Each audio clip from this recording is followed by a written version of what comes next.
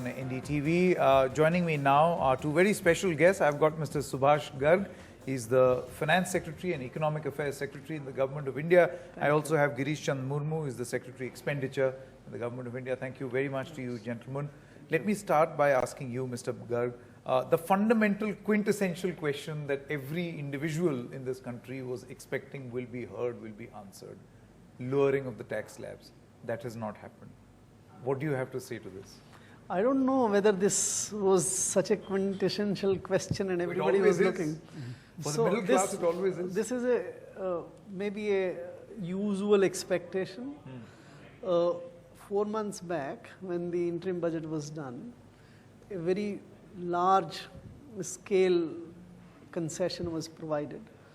Virtually anybody with less than 5 lakhs rupees of taxable income was made free of tax practically. I don't think it was right for anyone to expect that the new government now, in the first year of its first budget of its own, after doing so much 4 months back, would provide another concession. We are a economy where tax to GDP ratio is still one of the on the lower side.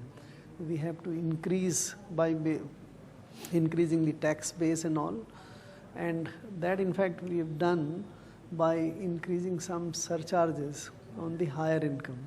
So keeping the equity in mind and also the interest of revenue, I think that balance, so I don't think this was the right expectation. If I were to ask you, Mr. Garg, the few unique things about this budget, because see, when you talk about no major relief for the ordinary taxpayer, I would say that usually that's a safe thing to do for considerations that you have named.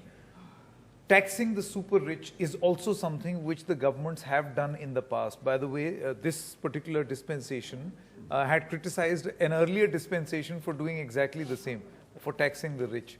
Right? I understand the rationale that you're talking about over here, that we need these taxes. Nobody's saying don't pay taxes. But what would you call unique in this budget? Because mostly what appears to be done is a process in continuum. I think the unique part in the budget is a very clear focus of where we want to take the economy towards.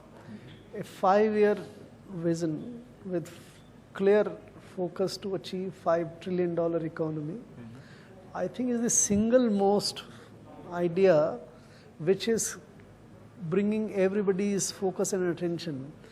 You would believe me, after the Prime Minister announced this as the goal of the government in the meeting with the state chief ministers, everyone in the government is now working towards orienting their policies and programs towards achieving this goal.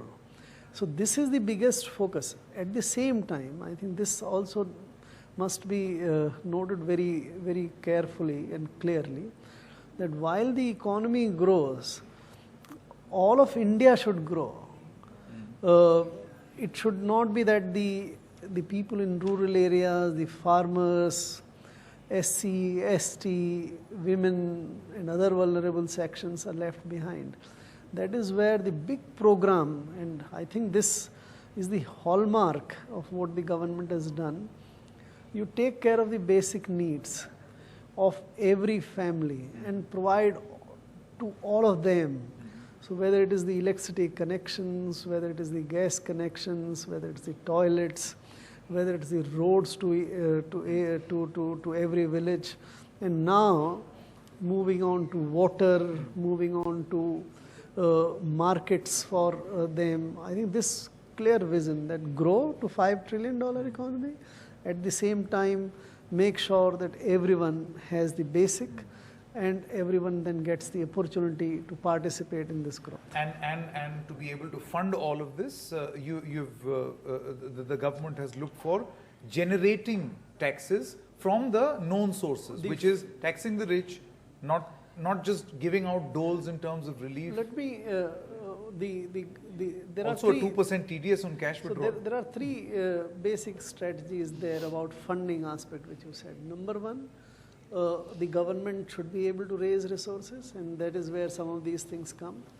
Number two, the private sector should be able to raise capital, should be able to raise money to fund the projects in infrastructure, digital economy, elsewhere.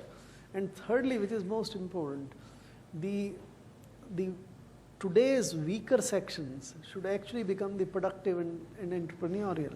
So whether it's the SC, ST, the kind of dynamism you're seeing in those segments now, which you see in this stand-up program, the kind of dynamism which you see all across the youth, which is visible in the startup program and all.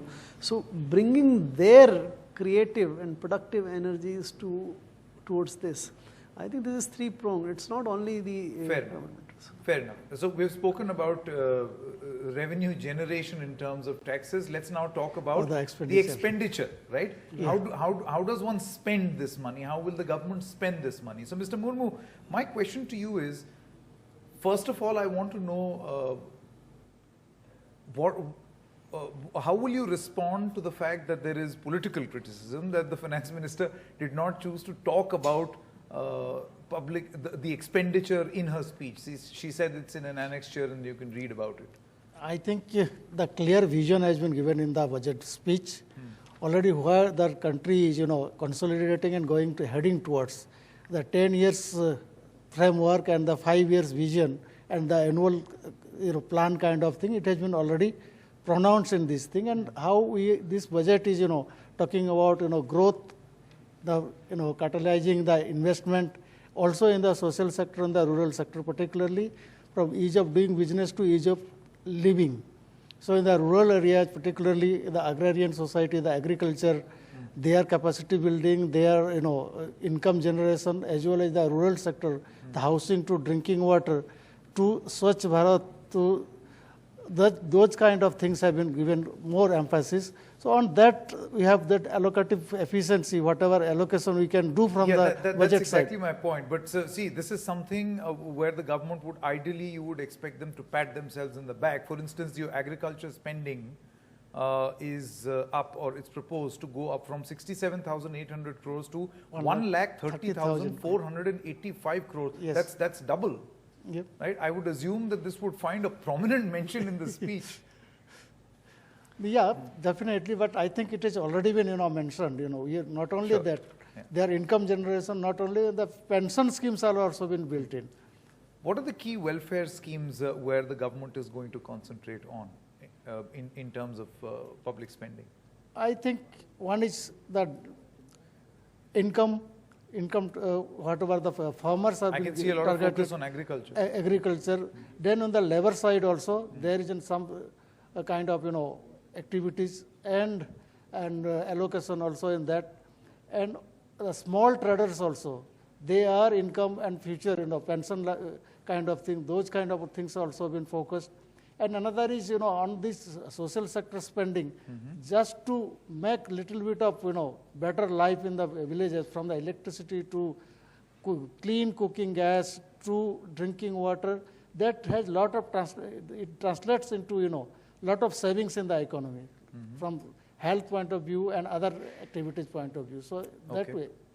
Mr. Garg, let me quickly ask you a couple of questions, and this is going to be with the intention to understand the rationale behind the decision. 100 lakh crore rupees in infrastructure building, right? 100 lakh crore rupees. That's a huge amount. Where does this come from? Where will it come from? You've increased your expenditure on these welfare schemes. You're talking about building a massive infrastructure.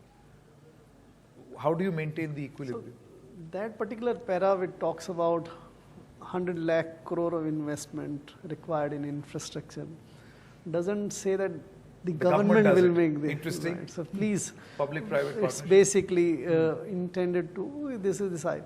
We have done very careful analysis for what kind of investment would be needed for 10 years for our 2030 kind of vision, which has also been mentioned. Just to give you our current estimates about the kind of infrastructure we would like to see into 2030 would require close to about $5 trillion equivalent investment, or some $4 trillion investments. That's a very large amount of money. That only a part will be coming from the government. Bulk of it would need to come from the private sector, from the foreign investments and others. So this particular para, when it talks about how do we encourage monetization, how do we encourage private sector in PPP. It also mentions even sectors like railways, PPP to be brought in. Otherwise, railways investment requirement, there is a mention about railways need 50 lakh crores. And railways budget, capital expenditure budget is only about 1.5 lakh crores a year. Their ongoing projects will require many years to complete. So you need to energize the private sector to come in. But infrastructure is not an easy space for private sector to invest. So we have to get everything right that they find that investment worth making. I think the one unique or distinguishing feature about this, if you compare with previous budget speeches for last 15-20 years, is the kind of focus it keeps on the private sector, the PPP, and the need to get them into infrastructure, manufacturing, digital economy, and so on. That the government doesn't sit and do it itself. It can't. Government's role is catalyst's role. Sure. Mr. Garg, as well as Mr. Murmu, let me ask you this question. It's going to be the final question for this evening. There was a mention about disinvestment, right? An ambitious target of 1.05 lakh crore rupees through divestment has been spoken about. Then you have the story of Air India, where an attempt was made and the government got some, had hardly any luck. Then you've got the PSUs, there is a plan that there should be disinvestment. I want to know, the government obviously wants disinvestment. I understand the concept behind disinvestment, but from a pure layman point of view, the Air India story tells you that no one's going to buy what they feel is not profitable, right? So how does the government make the process of disinvestment lucrative for, say, a private player to come in? See, it's like this. The public sector is not a uniform, monolithic kind of business. There are several companies which are doing very well. They're making hefty profits every year. And they are, in fact, for example, NTPC or Power Grid in the power space can compete with anyone in the best in the world. Even in financial space, the LIC and others are extremely competitive businesses. Then there are some businesses which are not really worth for the government to be in. They are not making so much of profit, etc. They're just trudging along, making some losses, etc. And there are then some which are practically closed businesses, or and there are several examples for that also, right? So government is viewing every bit of it very carefully. You mentioned Air India. Air India also, the Air India has some subsidiaries which are profitable. So government has begun with the privatization of those subsidiaries. They're already in the market. Correct. So that MRO and that the express subsidiaries and kind of thing, they would be sold off very easily. And as we structure the Air India into take away the unsustainable debt, etc., at some point of time, even Air India would be saleable. There is no need for the government to be in the airline business. Okay. So, as against the earlier philosophy of where the government is into every business, now you leave out, and that is the private sector. You've seen in the airline business, there are several companies which have come up and done very well. So you want to say something, Mr. Mohan? I think already it's been covered, because very often it is debated that government should not be in business. Why it is no business to be in business. So this is unlocking the value and doing it